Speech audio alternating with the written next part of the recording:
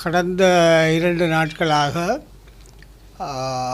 எங்களுடைய உள்ளூராட்சி சபையினுடைய தவிசாளர்கள் உபதவிசாளர்கள் நியமனம் தொடர்பில் குறிப்பாக கிளிநொச்சி மாவட்ட கரைச்சி மற்றும் பூனரி பிரதேச சபையினுடைய நேரடி தெரிவுகள் சம்பந்தமான விடயங்கள் சம்பந்தமாக சில கருத்துக்கள் தெரிவிக்கப்படுகின்றன. அது சம்பந்தமாக தெளிவுபடுத்த வேண்டிய தேவை கட்டாயம் கட்சித் தலைவர் என்ற முறையில் எனக்கு இருக்கிறது. முதலிலே ஒன்றை தெளிவுபடுத்த விரும்புகின்றேன். கிளிநொச்சி மாவட்ட விடயங்களிலே சில இணக்கப்பாடுகள் நாங்கள் எட்ட வேண்டியிருந்தது. அந்த இணக்கப்பாட்டை ஆரம்ப காலத்தில் குறிப்பாக வேட்புமனு தாக்கலில் இருந்து நானே கையாண்டு கிளிநொச்சி மன்னார் என்று இல்லாமல் அலைஞ்சு இரவு திரிஞ்சு செய்தவன் நான் தான். இப்பொழுதும் தேர்தல் முடிந்து பாராளுமன்ற உறுப்பினர் ஸ்ரீதரன் கிளிநொச்சி மாவட்ட கிளையினுடைய தீர்மானம் என்று சொல்லி 2 கரைச்சி பிரதேச சபைக்கும் மற்ற தெரிவுகளை சமர்ப்பித்திருந்தார். அந்த உரிய நேரம் அந்த திணைக்களம் அழைத்த போது நான் அதை பொதுச் செயலாளர் சுதந்திரம் குறிப்பெழுதி தேர்தல் ஆணையத்துக்கு தெரியப்படுத்துமாறு வழங்கியிருந்தேன். அதை அவர் ஒப்புக்கொண்டு அவர் பெற்றுக்கொண்டார். ஆனால் இடையிலே ஒரு பேட்டி திரு ஸ்ரீதரன் அவர்கள் சுமந்திரன் அவர்களை செயலாளராக நான் ஏற்றுக்கொள்ளவில்லை என்ற ஒரு கருத்து தெரிவித்த போது அது யாருக்குமே ஒரு அசௌகரியம் ஏற்பட்டிருக்கும். அந்த வகையில் சுமந்திரன் அவர்களுக்கும் அது அசௌகரியமாக இருந்தது.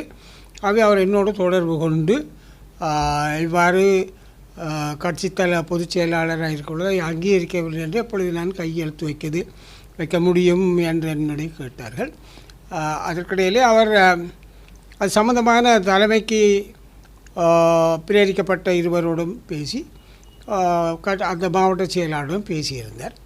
நான் பேச சொன்னேன், நீங்கள் பேசுங்கள்னு சொன்னேன். ஆனால் அதுக்கு பிறகு அவருக்கு நான் சொன்னேன், கட்சியினுடைய செயலாளர் சுதந்திரன் தான். ஆக எங்களுக்கு ஒரு பொறுப்பு இருக்குது.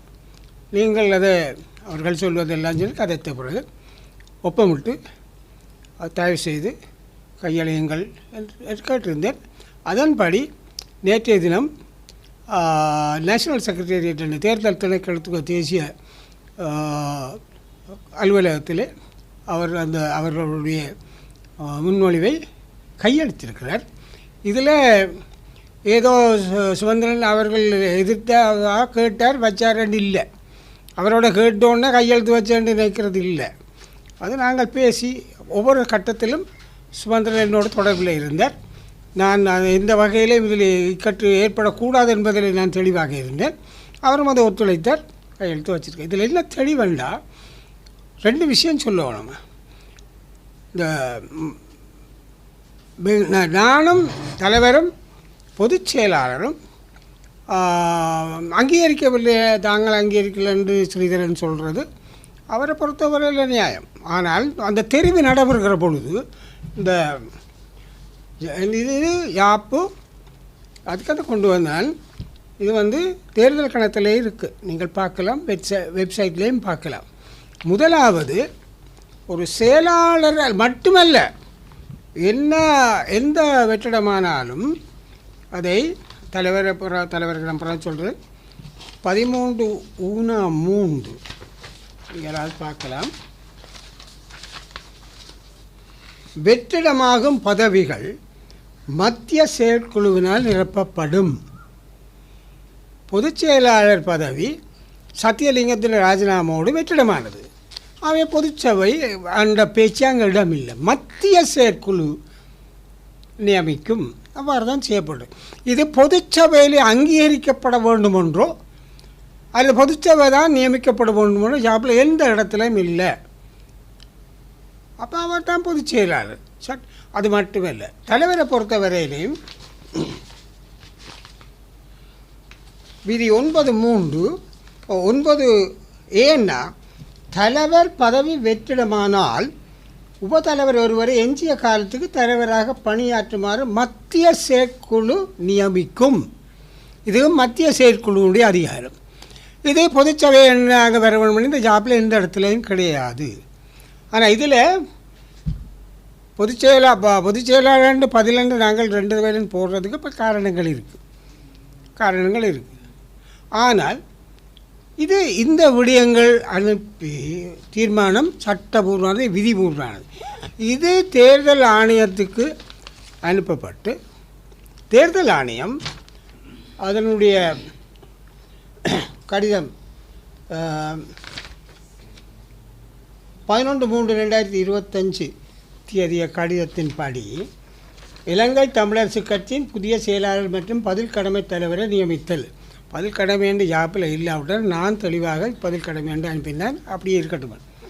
மேற்படி விடயம் தொடர்பில் தாங்கள் தேர்தல் ஆணையக்குழு சமர்ப்பித்த 31/12 மற்றும் 16/2/24 தேதிய கடிதங்கள் தொடர்பானது.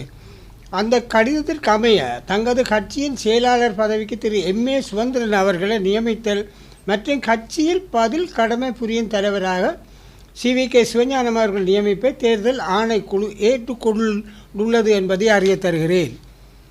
அவ்வாறே புதிய பதவியில் கொண்ட உத்தியோகத்தர் குழுவை துரிதமாக அது ஆணைக்குழு ஆட்சிப்படுத்த வேண்டும். இது தேர்தல் குழுவால் கொள்ளப்பட்டது. யாரும் கேள்விக்குட்படுத்த முடியாது. அப்போ பொதுச் செயலாளர் என்றதை கேள்விப்படுத்தி நாங்கள் அந்த செயலாளர் தெரிவின் போது ஸ்ரீதரன் அவர்கள் தான் இதில் உடன்படையில் என்று சொன்னது உண்மை. அது சரி. அவர் அந்த மத்திய குழுவிலே சொன்னவர் சொல்லலாம். அவர் ஒரு 10 பேர் ஒரு சபையில் இருக்கிறார் என்றால் ஜனநாயகப்படி 6 பேர் 7 பேர் ஆதரிக்கிற பொழுது 2 பேர் எதிர்க்கலாம். அதுக்காக நான் 2 பேர் எதிர்க்கிறேன் இல்லை 3 பேர் எதிர்க்கிறோன்றதுக்காக அந்த தெரிவு பிழை ஏற்றுக்கொள்ள முடியாதுன்னு சொல்ல முடியாது.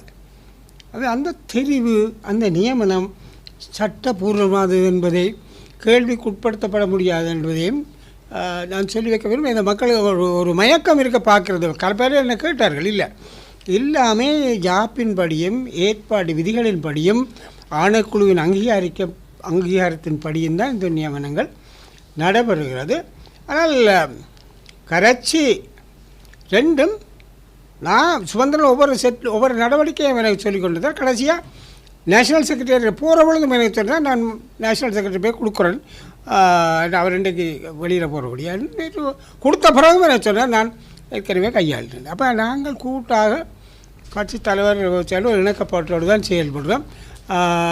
அவர் சும்மா கேட்டு போட்டு காய்ச்சி போட்டு கையெழுத்து வச்சான்னு இல்லை. அது அப்படி நீங்கள் வச்சு அனுப்புகிறதான் பொருத்தமானதுன்னு சொன்னது நான் ஏற்கனவே பல விஷயங்கள் அவ்வாறு தான் கையாண்டிருக்கிறேன். அந்த விஷயத்தை மக்களுக்கும் ஊடகங்களும் சிலதுகள் இப்படி லைட்டை இப்படி மறைச்சா சிவஞானத்தை மறைக்கலாம்னு நினைக்கிறதும் இருக்குது. அதை பற்றி எனக்கு கவலை கிடையாது. நான் தான் இருக்க மாட்டேன். எத்தனை நாள் இருந்தாலும் நானாக தான் இருப்பேன். நான் ஏற்கனவே சொன்னான் தானே, நான் முதல்வன் படத்தின் அர்ஜுனன். ஆனால் இப்போ அர்ஜுனன் இன்னும் தெரியலை. அது வேறு. ரெண்டாவது முக்கியமான ஒரு விஷயம், அதுக்காக தான் நான் வந்தேன். அதாவது இப்போ உங்களுக்கு தெரியும், ஏற்கனவே தமிழரசு கட்சி ஏனைய கட்சிகளோடு குறிப்பாக DTNAயோடு நாங்கள் பேசியிருக்கிறோம். அவர்கள் சில கோரிக்கையை வைத்தார்கள். அது அவர்கள் உரிமை. பேச்சுவார்த்தையில் எல்லா கோரிக்கைகள் வைக்கிறது அது எந்த பிழையும் கிடையாது.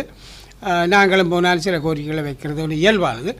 அப்போ அதில் அவர்கள் குறிப்பாக யாழ்ப்பாணம் மாவட்டத்தை பொறுத்தவரையில் தங்களுக்கும் சில சபைகளை நிர்வாகம் தந்தால் பொருத்தமாக இருக்கும் என்று கேட்டார்கள். குறிப்பாக அந்த 3 சபைகள் மானிப்பாய், வலிகிழக்கு மற்றும் சபகச்சேரி. நான் உடனடியாகவே எங்களுக்குள்ளேயே அந்த வலிகிழக்கு பிரதேச சபை சம்பந்தமான சில கலந்துரையாடல்கள் எல்லாம் உண்டு. ஆகவே அதை 11 உறுப்பினர்கள் எங்களுக்கு இருக்கிறார்கள். DTNAக்கு 5 பேர் தான் இருக்கிறார்கள். பல விடயங்கள் தொடர்பாக இருந்ததாலே அதை நான் நேரடியாகவே அது சாத்தியமில்லை என்று தெரிவித்திருக்கிறேன். மற்ற இணையை பற்றி பரிசீலிக்கலாம் பார்க்கலாம் என்று சொல்லி பொதுச் செயலாளர் சொல்லியிருக்கிறார். அதை கலந்து பேசலாம், வாய்ப்போ இல்லையோ தெரியாது. அது இருக்க நான் இப்போ சொல்ல வரேன், தமிழரசு கட்சி என்ற வரையில் ஒரு சரியோ மக்களால் முதன்மைப்படுத்தப்பட்டு இருக்கின்ற கட்சி என்ற வரையில் அதுக்காக நாங்கள் பெருமைப்பட்டு கொண்டு மற்றவர்களை சிறுமை என்று சொல்ல நான் விரும்பலை. எல்லோரும் கட்சி தான், மக்களுடைய தீர்ப்பு. இப்போ நான் வேண்டுகோள் விடுக்கிறேன். அதுக்காக தான் வந்திருக்கேன். ஒரு பொதுவான ஒரு விண்ணப்பத்தை தமிழ் கட்சிகள் குறிப்பாக நாங்கள் தெளிவாகவே ஆரம்ப முதலே சொல்கிறோம், தேசிய மக்கள் சக்திக்கு எந்த வகையிலும் எந்த விதத்திலும் இந்த வடக்கு கிழக்கில் உள்ள தமிழ் பிரதேச நிர்வாகம் உள்ளூராட்சி நிர்வாகம் சென்றுவிடக்கூடாது என்பதிலே நாங்கள் தெளிவாக இருக்கிறோம். தமிழ் கட்சிகளும் அநேகமாக தெளிவாகத்தான் இருக்கிறீர்கள். அவை இப்பொழுது இந்த இலக்கை இந்த எண்ணப்பாட்டை நிறைவேற்றுவதற்கு நிபந்தனைகள் இல்லாமல் இந்த தெரிவுகளை நடாத்தி முடிப்பதற்கும் எங்களுக்கு ஆதரவு தர வேண்டும் என்றும் தொடர்ந்து நாங்கள் பேசி ஒரு பொது நிலைப்பாட்டுக்கு வரக்கூடிய ஒழுங்குகளை தமிழரசு கட்சி நாங்கள் முன்னின்று செய்வோம், உங்களோடு சேர்ந்து செய்வோம். ஏனென்றால் ஏற்கனவே நான் பதிவு தலைவராக தெரிவு செய்யப்பட்டு முதல் நான் செய்த பணி ஜனநாயக தேசிய கூட்டணி தலைவர்களை சந்தித்து ஒரு ஒற்றுமைக்கான முயற்சி எடுத்தது தான். அது சரக்கி போனதற்கு பல காரணங்கள் இருக்கலாம், அதை நாங்கள் விவாதிக்க விரும்பவில்லை. அவை எல்லாரும், நான் எந்த கட்சி என்று பேர் சொல்லல, தமிழ் தேசியத்தை நேசிக்கிற கட்சிகள், அல்ல தமிழை நேசிக்கிற கட்சிகள், இனத்தை நேசிக்கிற கட்சிகள், இனம் தனித்து நிற்க வேண்டும் என்று நினைக்கிற கட்சிகள் இங்கே எல்லாரும் இருக்கிறார்கள் தேசிய கட்சியை விட. ஆகவே எங்களுடைய பணிவான வேண்டுகோள், தயவு செய்து வேறுபாடுகள் எல்லாம் இருக்கலாம், அல்லது சில இடங்களில் சில கோரிக்கைகள் இருக்கலாம், அதுகளை கடந்து தமிழரசு கட்சிக்கு முரண்பாடு இல்லாமல் இந்த தேர்தலிலே எங்களுடைய தலைவர் தெரிவு செய்வதற்கான அவர் தெரிவு செய்யப்பட்டவர் தனியாக தமிழரசு கட்சி சார்ந்தவராக இருக்க மாட்டார். எல்லோருடைய ஒரு தமிழ் தலைமைத்துவத்துக்குள்ள ஒரு தவிசாளராகவோ உபதவிசாளராகவோ இருப்பார். அவ்வாறான ஏற்பாடு நாங்கள் செய்வதற்கு ஒத்துழைக்குமாறு பகிரங்கமாக வேண்டுகோள் விடுப்பது தான் இன்றைய என்னுடைய சந்திப்பினுடைய அடிப்படை நோக்கம். நன்றி.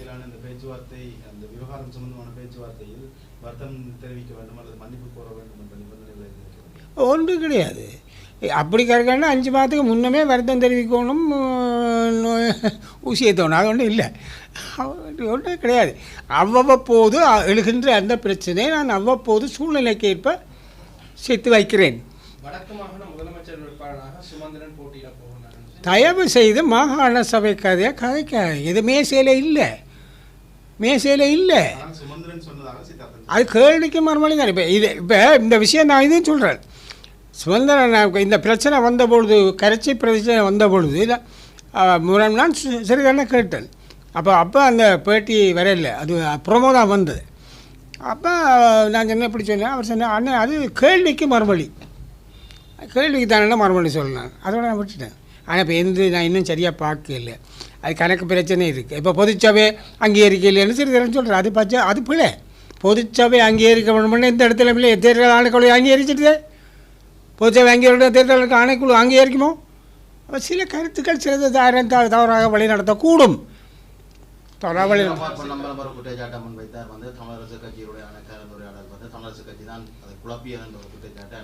அவர் அப்படியே சொல்லி கொண்டிருந்தால் நான் ஒன்றும் செய்யலாது.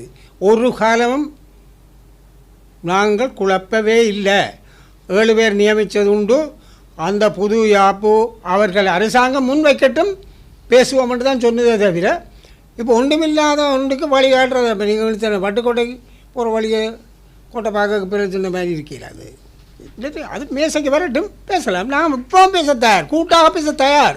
எப்போது தேசிய மக்கள் சக்தி ஒரு அரசியல் நாப்பை முன்வைத்தால் அல்லது முன்வைக்கிற முயற்சி எடுத்தால் அப்பொழுது நாங்கள் கூட்டாக பேச தயாரானு தானே நாங்கள் சொல்லியிருக்கோம். ஒரு காலம் அவர் திருப்பி சொல்கிறாரு சில விஷயங்கள், அப்படித்தானே சொன்ன உண்மையாக வந்திருந்தாலே.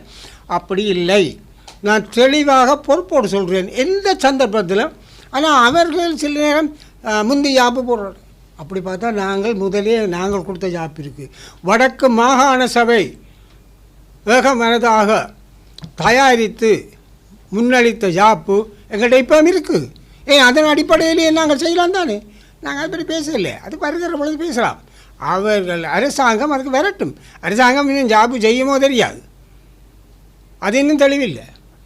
அது வர பொழுது பேசலாம். முறைக்கின்றது உண்மையான தவறான கருத்து வெளியிடன்னு தான் நான் நினைக்கிறேன். அப்படியான எண்ணப்பாடே எங்களுக்கு இல்லை, அது இல்லை, கடைசி வரையும் இல்லை. தமிழரசு கட்சி வாக்காளர்களுக்கு மதுபானங்களுக்கு தான் வாக்களிப்பு கொடுத்தவர்களுக்கு தான் தெரியும். இப்போ சில விஷயங்கள் இருக்குது, சாட்சியம் இல்லாத விஷயந்தானே. கொடுத்தவர்களுக்கு கொடுத்தது தெரியும், வாங்கினவருக்கு வாங்கினது தெரியும். எந்த கட்சி கொடுக்கல, அது கொடுத்து பழக்கப்பட்டவன் கொடுப்பினோம், அது எனக்கு தெரியாது யாருன்னு. நாங்கள் கொடுக்கல, எங்களோட கட்சி கொடுக்கல, அவ்வளோதான் நான் சொல்லலாம். இல்லை இருக்கண்டா அடுதில் கொடுத்தேன்னு சொல்லிட்டு ஆளை வச்சு கொடுக்கக்கூடிய ஆக்கள் இவர் தான் தமிழர்னு சொல்லக்கூடிய ஆக்கள் அதுவும் இருக்குது, எனக்கு தெரியும். அதே அப்படி இல்லை, நாங்கள் கொடுக்கல. அது அது ஏதோ இப்போ டிமாண்ட் நோட்டீஸ் போயிட்டு தானே. சரி, தேசிய மக்கள் கருதான்னு சொல்கிறான்டா, நீயும் சொல்கிறான்டா, உனக்கு அவனுக்கு என்ன வித்தியாசம்? அவனோட சேர்ந்து நிற்கலாமே, ஏன் இங்கே சைக்கிளோட. யாழ் மாநகர சபையுடைய மேயர் வேட்பாளராக பெண் ஒருவரை தாங்கள் நியமிப்பதற்கான எனக்கு என்ன தெரியும், இந்த முடிவெடுக்கிறது நான் சுதந்திரம் என்று தான் நான் நினைக்கிறேன். எனக்கு தெரியாமல் நான் என்னோட முன்மொழிகிறது. மாகாணசபை தேர்தல் நடைபெற்றால் நான் மாகாணசபை தேர்தலை பற்றி தவிர்த்து கைக்காய்ங்க. ஏன்னா எனக்குள்ள இது வருமோன்ற டவுட் இருக்கு எனக்கு. வந்தாலும் இந்த வருஷம் நிச்சயமாக வராது, இந்த வருஷம் நிச்சயமாக மாகாணசபை தேர்தல் வராது. ஏன்னா பட்ஜெட்டில் அதுக்கான ஒதுக்கீடு இல்லை, சரிதானே? அவன் ஏற்கனவே அன்றைக்கு ஒரு கருத்து சொல்லியிருக்கு, அது நியாயமான கருத்து. ஒவ்வொரு தரம் தேர்தலில் எங்களுடைய ஒரு செயல்பாட்டுக்கும் இந்த தேர்தல் ஆணையம் தேர்தல் ஆணையம் சரி, அதுபடியாக அது அந்த பிரச்சனைகள் இருக்குது. வந்தால் கதைப்போம். இப்போ ஏன் தயவு செய்து நீங்கள் பேரை கேட்பியா ஓமண்டா ஆரை பொருள் நடிச்சு கேட்பியல். இப்போ இதை நான் ஒரு ஆளை சொல்ல அவருக்கு பேர்ந்து இப்படி ஒரு நடக்க பார்த்தேன் அபிப்பிராயம். உண்மையாட்டு அபிப்பிராயம் கேட்டேன். கட்சி போடும் ஒரு ஆள் தேர்தல் வந்தால் நாங்கள் ஒரு ஆளை நியமிப்போம். அது வரையில் ஏன் பிரச்சனை?